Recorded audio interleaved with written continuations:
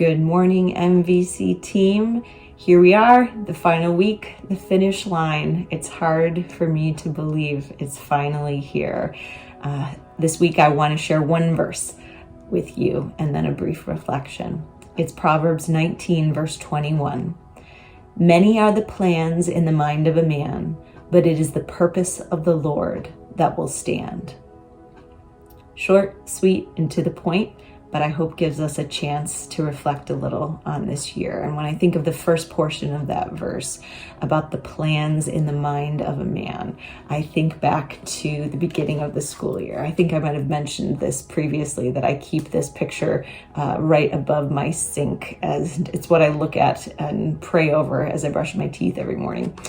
And when I look at those faces and I remember that day, I'm filled with memories of wonderful plans, great anticipation, and all kinds of schemes and ideas for what the year would look like. We had a clean slate, and therefore we were making many, many plans that were wonderful. And then the year unfolded, right? And some of those plans came to beautiful fruition, things that turned out maybe even better than we had imagined. Some of the plans morphed. They didn't look exactly like what we thought, but sometimes they were even better. And then there were the plans that were just downright thwarted and didn't come about at all how we expected or how we had hoped. And yet, there is the second half of the verse where it says, it is the purpose of the Lord that will stand. And that's what I think of when I think of the end.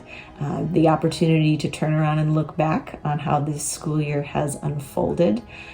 I hope that you can look back and see how His plans were greater than ours, and how His plans have stood and have been fulfilled here in our midst. I had the opportunity a week or so ago to spend a class period with the Bible leadership students, and we used the time to reflect on our school's 4 values, and I asked them about ways that the values have been true and realized in their MBC experience, and also ways where maybe we've fallen short, where maybe they haven't fully experienced those values embodied during their time here. And I have to tell you, as I looked back over my notes from that time together, I saw a thread that wove through our conversation about all 4 values. And that was you, their faculty, their staff, the adults who surround them and love them day in and day out here on our campus. When they talked about how Christ has been made known to them, they spoke to your faith and the example that it has set in their lives. When they spoke about ways that they personally have felt seen, they spoke about you and the unique and special relationships that they have forged with so many of you. When we talked about crafting beauty, they spoke again to your example and your inspiration in the way that you have provided an environment where they've felt empowered to craft beautiful things.